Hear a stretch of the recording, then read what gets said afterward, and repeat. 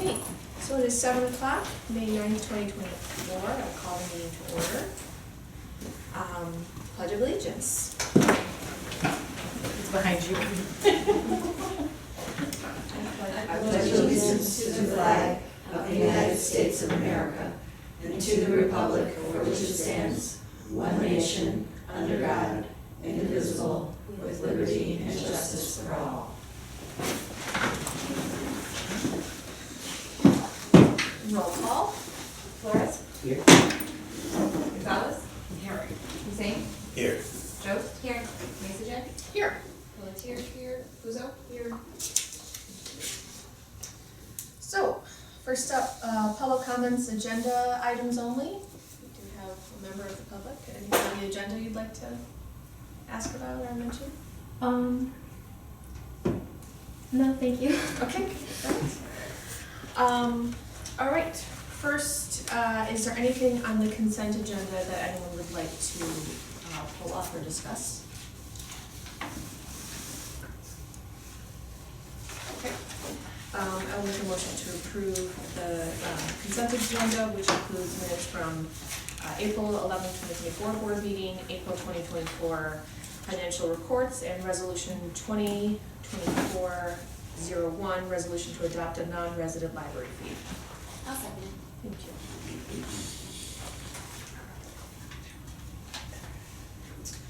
Gonzalez?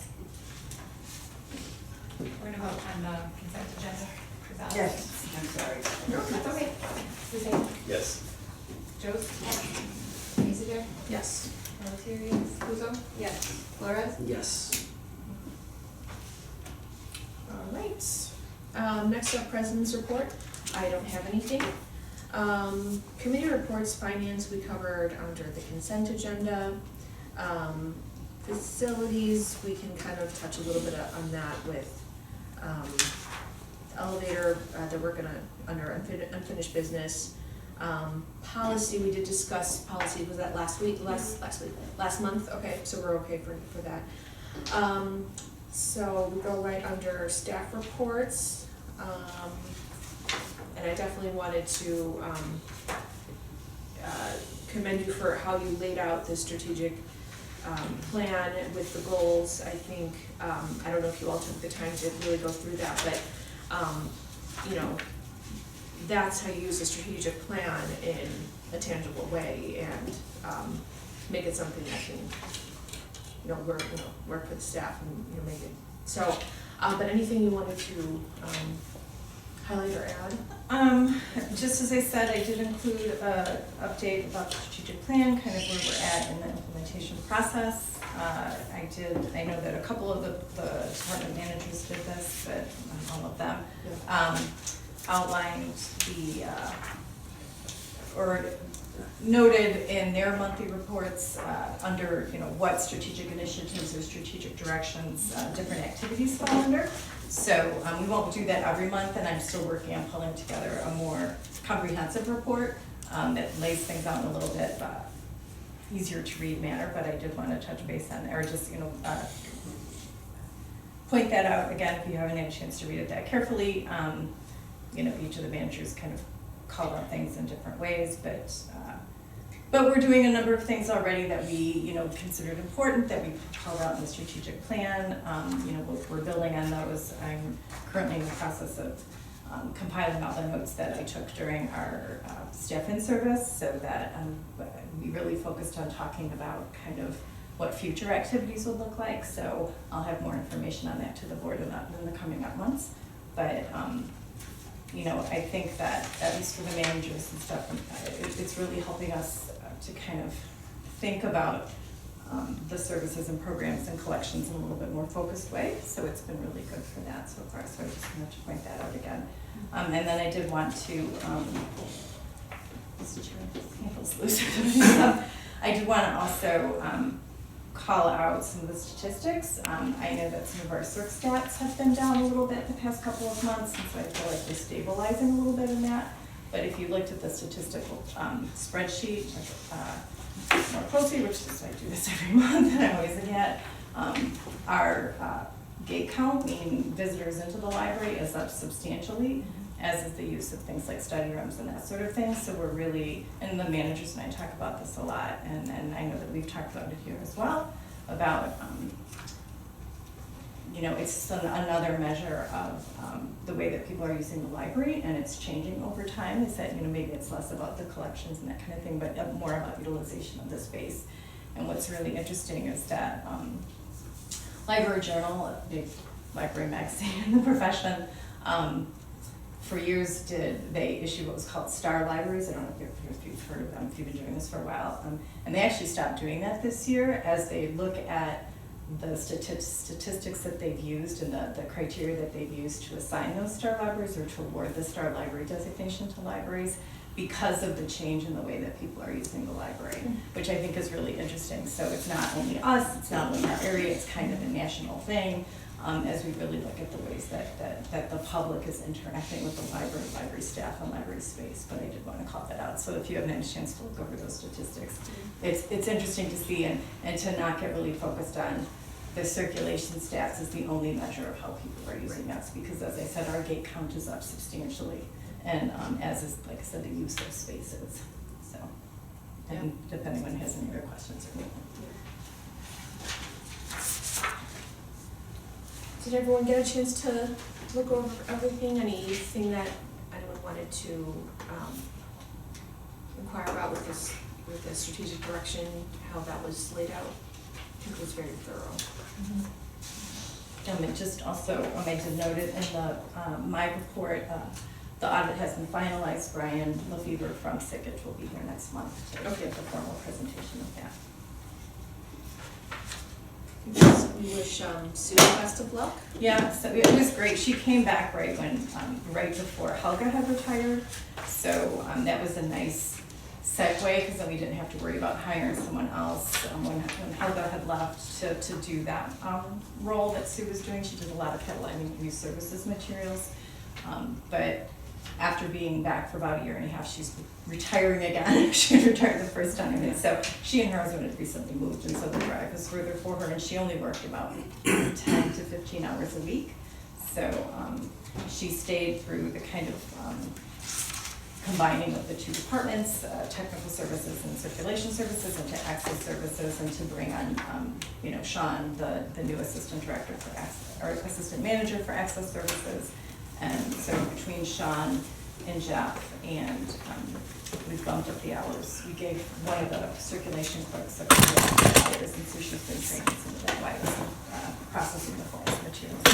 So as of right now, we're not filling that position. We're continuing to monitor it to see if we find it necessary. But as of right now, Jeff feels pretty confident that between him and Sean, and other circulation staff members, that we'll cover it. We probably wouldn't fill that position now anyway, because it is focused on YS materials, and with us going into summer reading, the YS librarians pretty much stop collection development during the summer, except for, like really popular things, or, things that they might have to order because of patron demand. But, so that it wouldn't be a good time to hire someone for that position right now anyway, because we're going into that season where, in earlier years, it was always like, okay, what did we find for this person to do during the summer months when ordering of YS materials is slowed down so much because of all the other summer reading activity. But I feel like we can absorb what Sue is doing pretty well with the current staff that we have. And Jeff and I talk all the time, and if that should change, we'll look at it. Is that a full-time position? That was a part-time. It was always part-time? Yes, Okay. it was always a part-time position. The hours for the position had lessened over time, like used to be more hours, but like I said, when Sue left, she was only coming in between 10 and 15 hours a week, depending on what was here, so, yeah. I also wanted to commend the staff for a lot of the continuing education that they make sure that they do, like the one that Kaylin did recently in Ohio. I don't know if everyone saw that, but that was, she attended a health-related service, the kind of health-related programming and resources, trauma-informed approach to service, programs and volunteer opportunities for teens, programming for adults with intellectual and developmental disabilities. It's awesome. It's gonna help us serve our patrons as cohesively as possible. Yeah, Kayla went to Public Library Association conference, and so, that allowed her to attend a lot of those things. And I think I had mentioned at a previous meeting, we did receive a grant for her attendance there, so some of those programs too were already in line with things that we were gonna be doing out of the Adult and Teen Services Department. A couple of those programs that she went to were, tied directly back into that, but, it's always, PLA is always good. Anytime that we go, that any of the staff go and to, or do professional development of any kind, it's always, what can we bring back? What can we, what can we repurpose to do here? Is there, I always see, even if there's something that is so kind of like we're never going to do something, whatever, I always tell people to kind of look for, what's one takeaway that you can take, that you can get from different things. And so staff are usually pretty good about recognizing either things that they're interested in, things that they feel like they need additional training on, or that there's something new out there and they're looking for more information to see how other libraries are doing it, that sort of thing. So, yeah. That's great. Any other questions for Pam? Okay. All right, we'll move on to unfinished business. So, I will make a motion to approve the payment to SMC for the elevator modernization project in the amount of $226,278.86. Second. Thank you. Thank you, Mark. Any questions about this?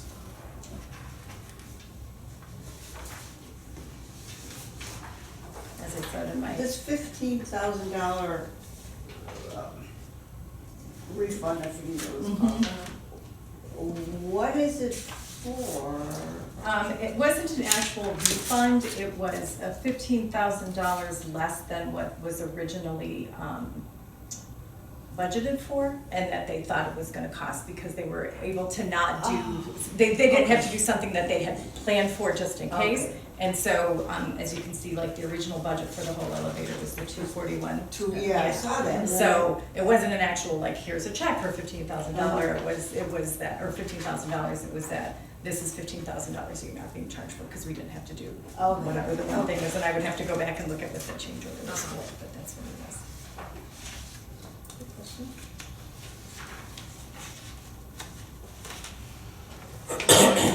My hand still hurts from Those big ones when they're all at once, but this was the only payment No, for the I know. elevator. Yeah, so it's still kind of shocking what It is. elevator Yeah. replacements cost, Yeah. but But then I saw that when they gave us the credit, I went, whoa, what's that Yeah. for? But it doesn't- I have to go back and look at the change order what it was that they didn't end up having to do, but yeah, so. And, as with anything that SMC has helped us out with, they're always looking to make sure our dollars go as far as possible and stuff, so. We'll vote on that. Hussein? Yes. Jost? Yes. Mason? Yes. Pelletier, yes. Puzo? Yes. Flores? Yes. Gonzalez? Yes. Thank you. Okay, next up under, new business, we are discussing the process for a new compensation, policy. And I appreciate your notes as well on the blue page, hope everyone referenced that as well too, because initially, when I saw the library director job description, I was like, Why? what? Yeah, So, that's what I said too. She's not leaving. yeah. So I was like, no, and then I read through that. I was like, oh, okay, that makes sense. So, but yeah, I think that it just, as you said, it's been several years since the the executive director job description has been reevaluated, and you're right. I don't think we're going to be able to make a decision about how we And want the board to- can yeah. decide to read it over and say that you're not gonna make any substantive changes, that we'll just, we'll mirror our kind of template and that kind of thing, but it's not, and I can certainly give my opinion on things and that sort of thing, but, it is up to the board to decide what you want that job description to look like, but since we are moving into, the compensation study that we're having done later in the summer and that kind of thing, and we redid all of our current job descriptions, we felt that it only made sense to do that now. Yeah, as well. no, I agree. So, the compensation study, do you have a certain goal date about when that's gonna start? Sometime, I don't have the schedule yet, Okay. but I believe it'll be sometime in late summer. Okay, so, I'd like everyone to, I hope everyone kind of looked through this packet with all the, different. Do you want to talk about the compensation policy first? Yes, Okay. that's a good idea. I didn't know if you Sorry, I wanted to jumped include ahead. that, that's okay. Yes. So yes, I'm sorry. So the first little packet is the compensation philosophy and policy. So we'll go ahead. I'll let you kind of expand on it. Are we gonna approve it?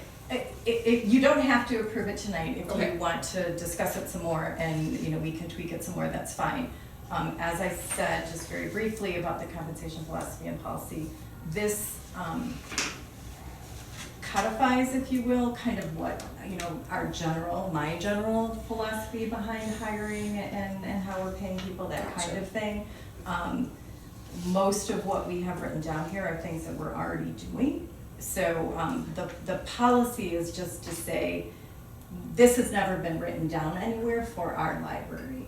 And it is one of those things that, to have a kind of overall compensation. Oh, so approach. gotcha. So we can, We've never had I'm sorry. this. I was thinking that we should have the director job description first before but I see what you're saying. Yeah, I'm Yeah. sorry. No, I think that was my misunderstanding, Yeah. so. Yeah, so the compensation Yeah. philosophy and policy is just a codification pretty much of our practices. Gotcha. This, like I said, is pretty much what we do.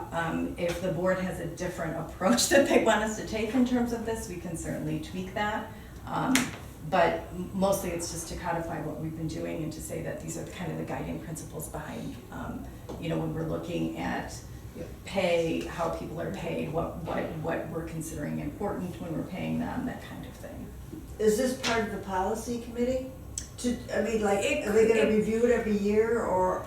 It could be, it doesn't necessarily It have doesn't to have be. to be, okay. The policy committee oftentimes focuses more on those public-facing policies, Okay. and I usually have a tendency to Gonna bring bring that. handbook. This would go into our, it would probably go into the employee handbook once we pass it, if we Okay. include it there. Okay. Yes, so this is a staff-facing policy. It's for them to know the guidelines of how Exactly. they Okay. change. Okay. Right, yeah. No, yes. All right, okay. I'll make a motion to approve the compensation policy as presented. second. Thank you. And like I said, if anyone wants us to tweak it or, takes issue with any things that we've outlined here, certainly we can talk about those things and discuss. But as I said, right now, it's mostly a codification of our current practices and the current philosophy that I have when I'm looking at pay and that Yeah, kind of thing. well, and this way you're also making room to have it be fluid and you can make edits if you need in the future Yeah, as and well, I too, and so. I think it not only for current employees, but I mean for Yeah. new staff and that kind of thing, just to have, and you're also then, it's creating some consistency, right? Yeah. Because it's like, Mhm. I'm not leaving, but should, the next director come in or Yes. that kind of thing, then, the board has seen this, everyone kind of knows that this is what we look at when we're looking at compensation and that kind of thing, so it Yes. creates some consistency over time as well. Okay, so this is new. Yes, this is a Yes. completely new policy. New policy. One we've never had. It seems like a nice fit in the effort to make our staff feel informed and that everybody shares information openly and there's no secrets, this is how things are. Yeah, and it's one of the things, we're also looking at, creating documentation for kind of total compensation reports to staff so they can understand what it costs the library to hire them, since they don't understand a lot of those behind the scenes costs, like their salary is one thing, but then we also pay X number of dollars for healthcare and those kinds of things. And then, also, having clear salary schedules and, posted and those kinds of things, so that all is in line with that. Yeah. Thank you for that. discussion. Sorry I didn't make that more clear. No, I in think, my I think probably everyone else was good, and I was the only one who was. Oh, okay. They're kind of, part and parcel of trying to get all these things in order Yeah. before we do this next compensation study, but they're not, they Yes. don't have to go together. Okay, yes. You guys have to call it? Perfect, yes. Okay. Joseph? Yes. Mason Jarrett? Yes. Pelletier, yes. Kuzo? Yes. Flores? Yes. Gonzalez? Yes. Hussein? Yes. Thank you. Okay, so, now we're on executive director job description. So, the top one is what is currently applicable, I guess. And then the next one is what you use for your staff, is that correct? That's Okay. a template that we're using, Okay. so just some guidelines, as we were working with the managers on changing descriptions for their staff as well. And then, standardizing some of the essential physical requirements, those, educational things, those kinds of things, and making sure that all of the, language around ADA is consistent across every job description, because, we've, over the years, when we typically look at every job description, like if someone leaves and we have to fill a position, we would always review the job description, but over the years, all those kinds of requirement things got changed, and none of them were quite the same as the next one, that kind of thing. So we really worked hard, Suzanne in particular, on making things very consistent across all departments with those things that are the same. Well, and I think it makes sense to use this, as the skeleton for the executive director job description to stay consistent with our organization. So so that second Thank you sheet for- is just yeah. the template and the guide that we're using, and then after that is Some examples. those examples of some Yeah. descriptions from other libraries, just to see how they had kind of organized them, the things that they pulled out is, because an executive director job description can be exceedingly long Yeah. in some cases, Yeah, and some of them so are. there's some, even when looking at the not the jobs that are the executive director, the other jobs in the library, it can be difficult sometimes for people, if they're reviewing their own job descriptions in particular, to not want to list everything that they're doing. And so, some of it is just what the board wants to kind of pull out or highlight in the executive director position. If you do want to take the tack that you do want it to be more comprehensive and to list all the tasks, that's fine too, but Yeah. sort of things. So this, like I said, just some different examples so you can kind of see how other places are doing it, where we are similar or different, and what changes you may want to make or not make.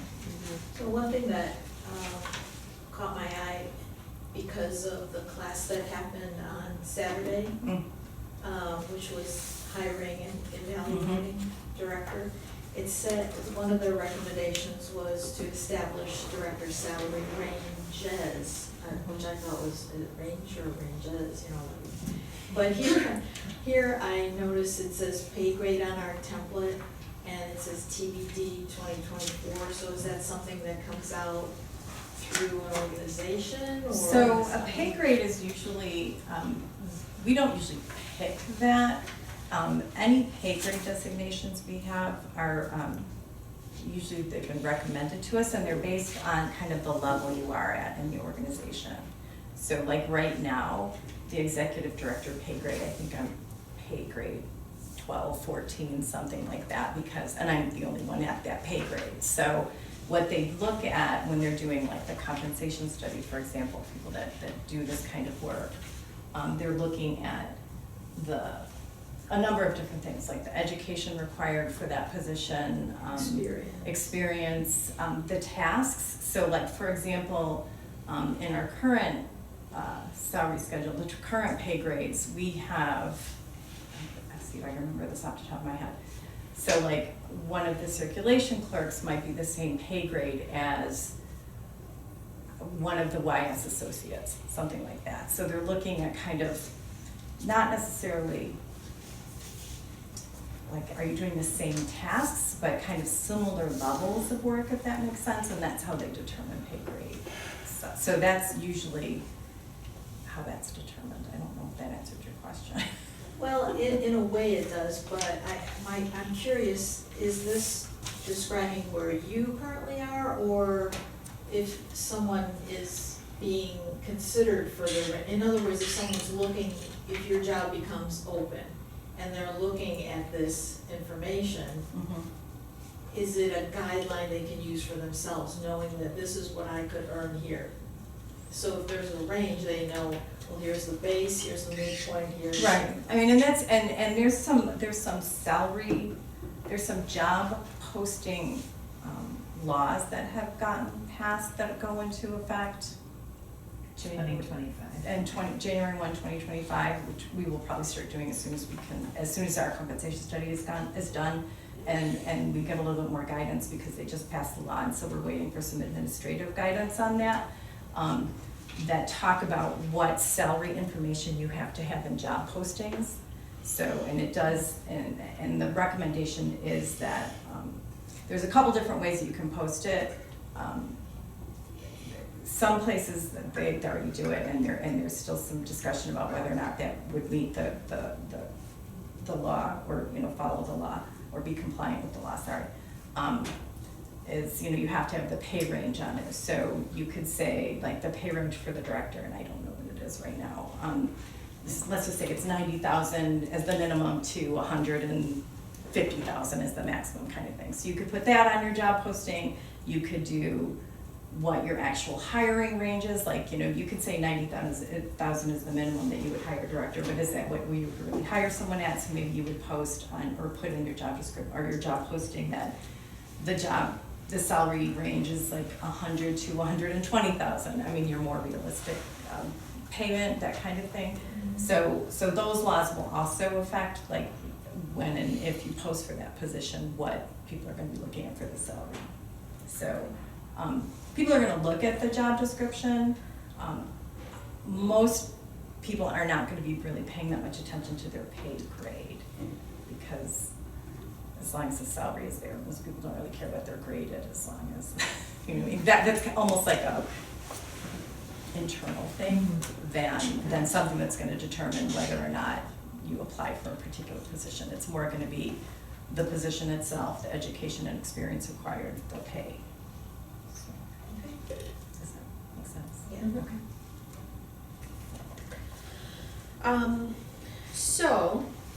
I'm not expecting that we make a decision about how we'd like, the executive director, job description to look tonight. But is there anything that jumps out at anybody in terms of, some of the examples that they specifically liked? Is what I would, like to do is just have us narrow it down, in June, maybe have it pretty much tied up in July. I think that's what, I think it makes sense, especially if we're thinking, the study will start late summer. Does that make sense to everybody?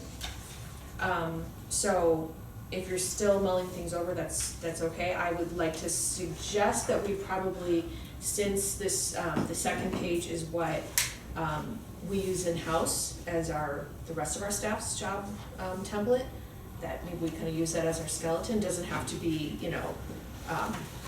not that, the examples are there for a reason, if there's anything that anyone likes. Is there anything that jumps out at anyone that we want to at least highlight? I think it's important to include it as recommended here. It's optional to include, but I think we should. The on-site remote hybrid work location requirements. Yes. I mean, I think everybody in this day and age wants. I agree. Yeah. I would agree with that.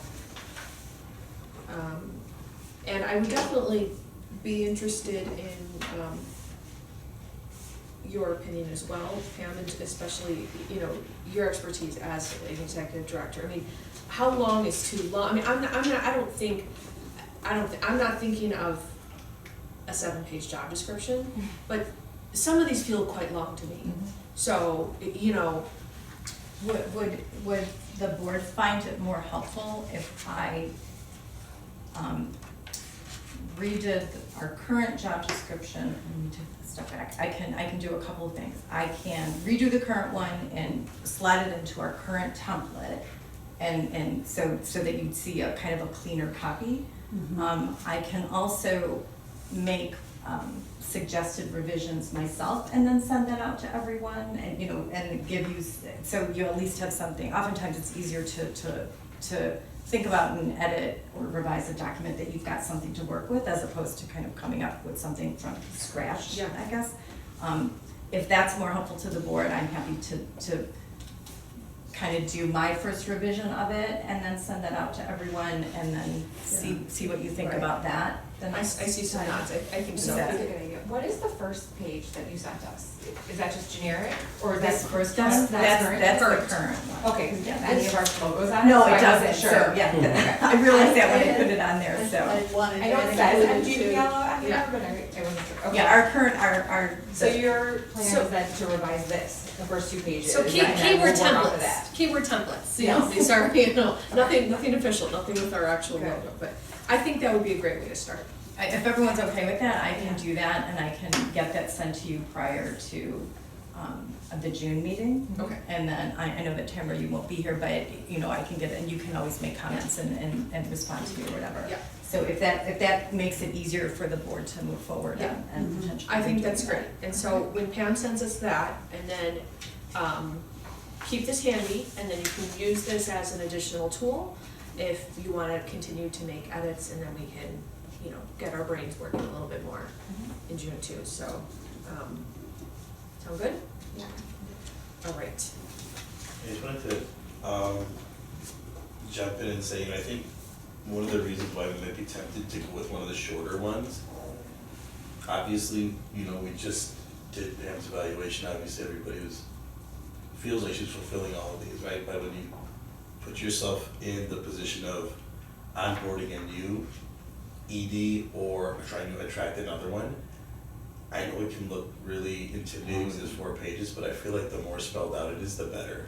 Yeah, I mean, Agree. look, that, I'm basically, in a nutshell, I vote for longer. so Or the more fleshed out descriptions. well, so we'll have the template that Pam will kind of put in for us. And then, again, I think we should use some of these examples and be like, all right, what key stuff is missing, what do we wanna add in or whatever. I'm not saying like we should only make it 2 pages or whatever. I think a library director's job is lots of different hats, and I think if Pam were to actually list everything that she did in detail, you could probably write 10 pages.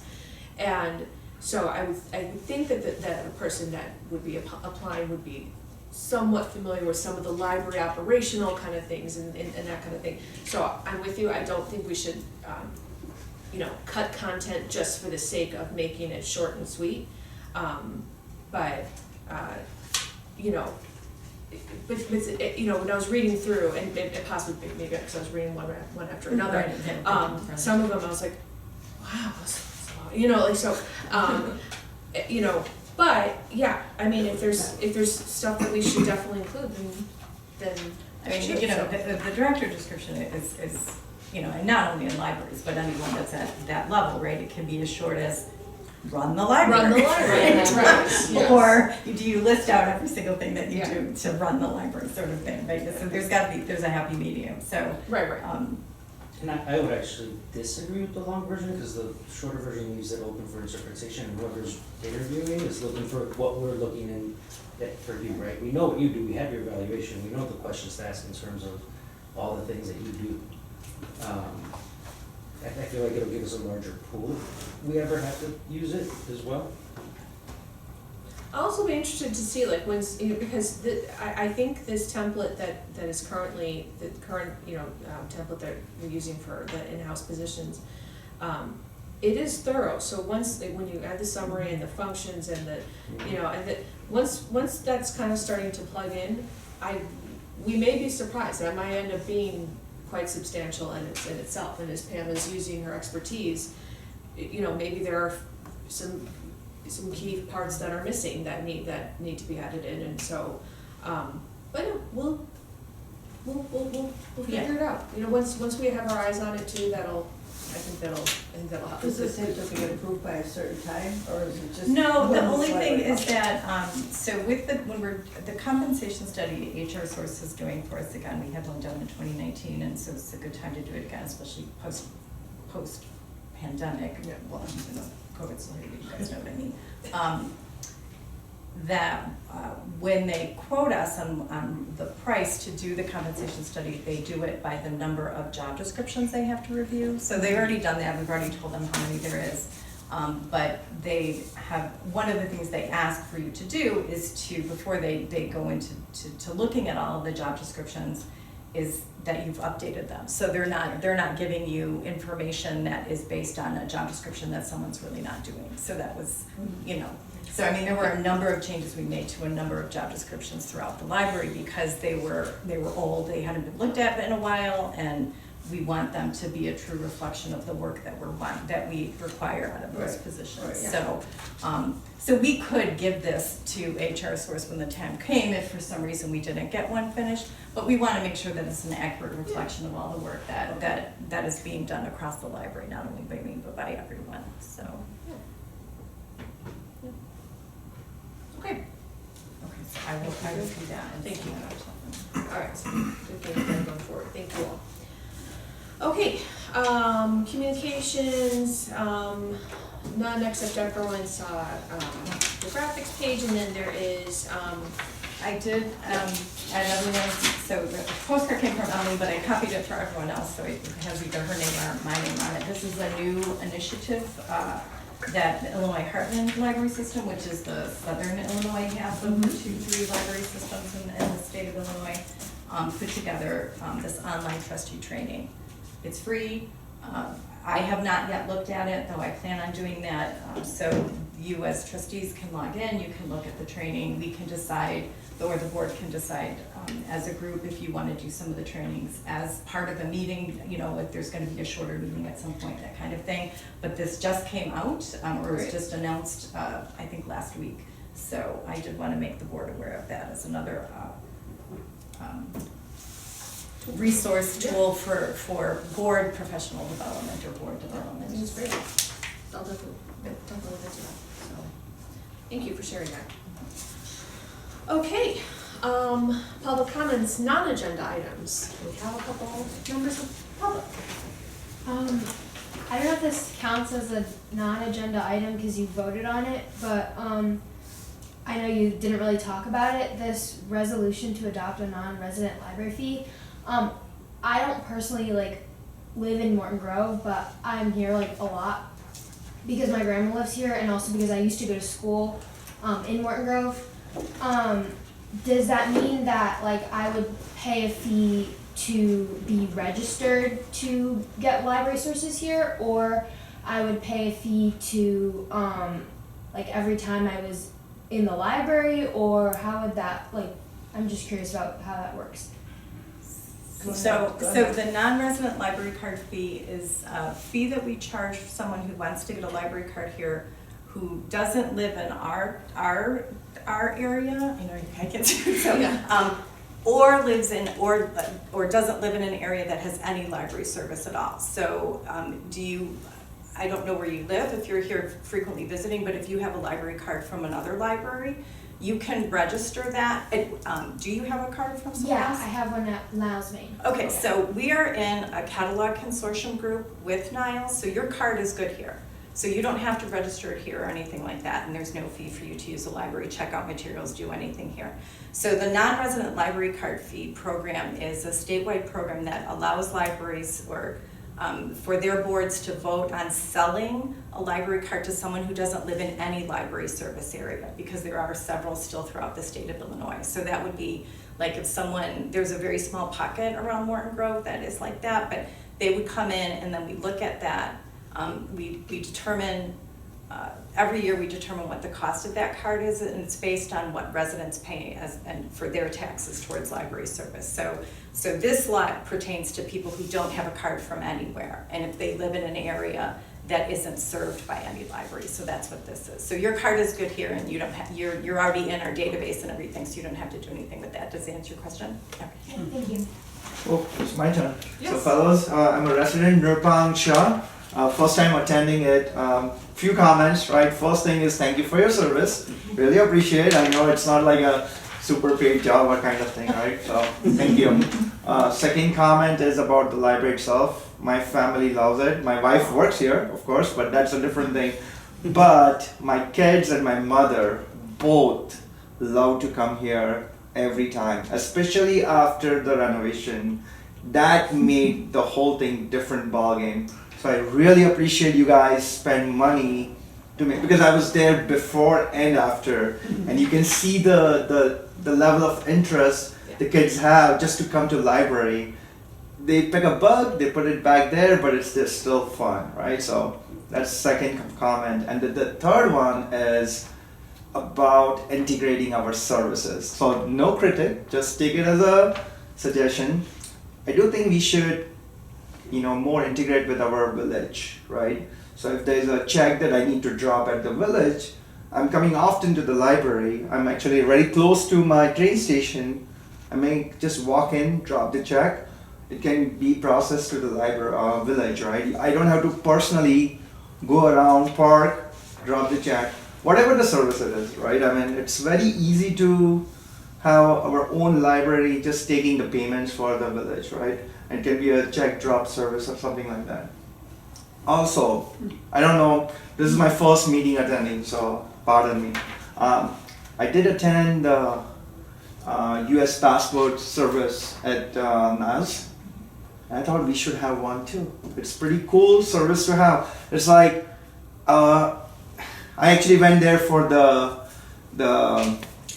what do you call it, notarizing service as well. And I was wondering, my library should be as cool as their library. Why should I have to go book my appointments there when I can do it here, right? So just a suggestion. I'm not saying you to do it next time or next 6 months or next 1 year, but you guys should think about it, right? Yeah. Sound like a plan? Yeah. So we are actually, we'll be starting license plate sticker renewal services, and several of the staff have gone through passport acceptance training. So we are currently, there are some rules in terms of passport acceptance that the State Department makes. That the first one was, we weren't sure if they would allow us to do that because there's rules about how far away from another passport acceptance agency you can be. So, however, they have accepted, and I think 10 of our staff have gone through the passport acceptance training. So we're keeping our fingers crossed that means that we can do that. They haven't told us 100% for sure if that's what that means, but it didn't make sense for us, for the staff to have to go through. It was a pretty extensive training. It was like 3 or 4 hours. Okay. So we're hopeful that means that we can move forward with that. So so all the staff have done the training, and now we're just waiting to hear back from the State Department about the next steps. Cool. So we are gonna be incorporating those two services into things that we offer patrons probably within, the license plate sticker renewal is gonna be coming in the next couple of weeks. And then the passport acceptance will be as soon as we get word from the State Department and kind of figure out the next steps from there. So that is something that we agree that we think is great to be able to offer people. So we're hoping that we can get those things going soon. Perfect. Thank you so much. Thanks for that. Slow and steady, right? Notary, Suzanne is actually a notary, but we only do notary services right now for in-library use. We want to get these other two things up and running before we look at whether or not we want to add notary services. Notary services can be a little bit different because there's different levels of notary services, and there's some things that we wouldn't necessarily want to do because the liability is greater. So, but right now we're more focused on the license plate sticker renewals and then the passport thing, which we think is a really big deal for us. So, yeah, and I think it'll be great for the community, but yeah, we are looking at all of those things and providing more of those types of services. Perfect. Yeah, village services is something like, I think about my parking spot, right? And I'm like, It will be so easy, just drop the check. I don't have to go there, call them, just got the payment, it's too much. I've made a note, so I'll reach out to the village and see what the possibility of something like that is. So no promises, but I can. I'll take this, I'll take I this. think it's a good idea. I can't stay that the village hall closes at 4:30. Yeah. So it's like getting there before 4:30 sometimes, it's Yeah. like, State compensated You know? for that? Yeah. Okay. Thank you both for coming and sharing your concerns and Thank you. glad that you're both heavy users of the library and your families enjoying the library. So thank you really both for taking time out of your nights for Cool. sharing your concerns with us. Okay, I think that's it. So we are at 7:45.